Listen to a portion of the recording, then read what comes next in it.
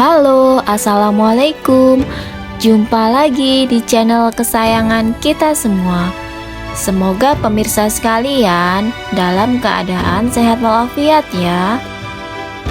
Mencapai perasaan khusyuk dalam bersedekah bukanlah perkara yang mudah. Ada saja tindakan atau pikiran yang pada akhirnya mengurangi kekhusyukan dalam bersedekah. Hal tersebut tidak terlepas dari olah dan tipu daya golongan setan yang tercipta dari api. Hal ini senantiasa menggoda manusia agar sedekah kita tidak sempurna. Itulah mengapa manusia harus selalu waspada terutama saat bersedekah. Ibadah yang satu ini seringkali digoda setan saat sedang menjalankannya, karena setan tidak henti-hentinya mengganggu hingga manusia tidak berdaya. Dalam video kali ini kita akan membahas tentang bersedekah bersama setan. Pemirsa sekalian, mereka yang merasa was-was atau ragu dalam niat baiknya dalam bersedekah biasanya akan berlangsung hingga saat mulai bersedekah. Hal itu membuat orang ragu terkait ibadah ini yang seharusnya dijalankannya. Misalnya, kita bersedekah apakah terlihat orang atau tidak. Kadang orang bersedekah menunggu orang lain melihat kita. Bahkan kadang orang bersedekah sering pilih-pilih. Contohnya, ketika kita memberi makan kucing liar dengan kucing kita sendiri. Jika mengalami hal ini, Anda patut waspada karena sebenarnya Anda tengah bersama dengan setan yang menggoda. Setan menghembuskan was-was dan syubhat dalam diri manusia. Hal ini sudah dilakukan sejak awal. Permusuhannya dengan Allah Subhanahu wa Ta'ala, yakni ketika setan menggoda Nabi Adam dan Siti Hawa untuk memakan buah kuldi.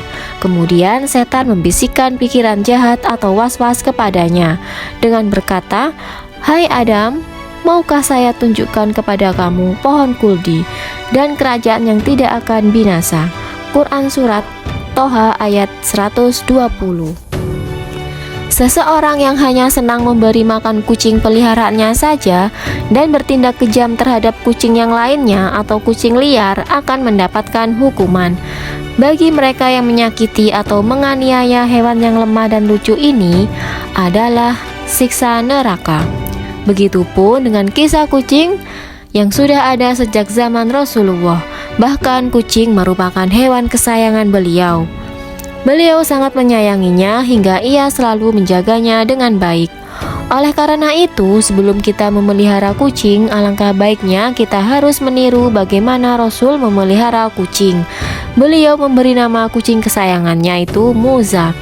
Suatu hari ketika Nabi hendak bepergian dan ingin mengambil jubahnya, ditemuinya Muza sedang terlelap tidur di atas jubahnya.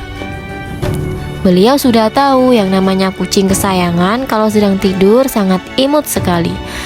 Tanpa ingin mengganggu kucing kesayangan Nabi itu terlelap, sehingga Nabi memotong sebelah lengan jubahnya yang ditiduri oleh Muza. Subhanallah, mulia sekali perbuatan Nabi ini. Kemudian Nabi pun pergi keluar rumah meninggalkan Muza yang sedang terlelap tidur. Ketika Nabi pulang kembali ke rumah, Muza terbangun dan merunduk kepada majikannya. Sebagai balasan, Nabi menunjukkan kasih sayangnya kepada Muza dengan mengelus lembut kepada Muza. Dalam aktivitas lainnya, ketika Nabi menerima tamu, beliau selalu duduk menggendong Muza. Dan ketika duduk, Nabi meletakkan Muza di pahanya. Salah satu sifat Muza yang Nabi suka adalah ia selalu mengeong ketika mendengar azan, seolah-olah suaranya terdengar mengikuti lantunan suara azan. Bahkan Nabi pernah berpesan kepada para sahabatnya untuk menyayangi kucing peliharaannya seperti menyayangi keluarganya sendiri. Jadi dari kisah di atas, jika kita memiliki hewan peliharaan, khususnya kucing, maka rawatlah dia dan sayangilah dia, karena itu merupakan tanggung jawab kita dan kewajiban kita sebagai majikannya.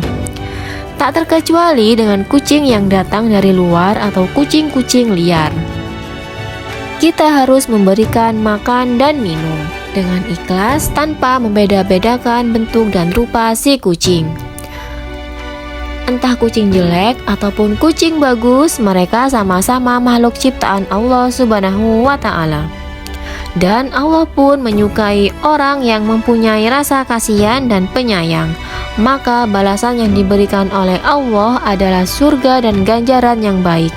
Namun sebaliknya, jika kita keji terhadap binatang, maka siksa neraka akan menanti. Semoga kita semua dilindungi oleh Allah Subhanahu wa Ta'ala dari siksa dan kemurkaannya. Amin amin ya robbal alamin. Semoga ulasan ini bermanfaat dan menginspirasi bagi kita semua. Sampai jumpa lagi di episode berikutnya di channel yang sama.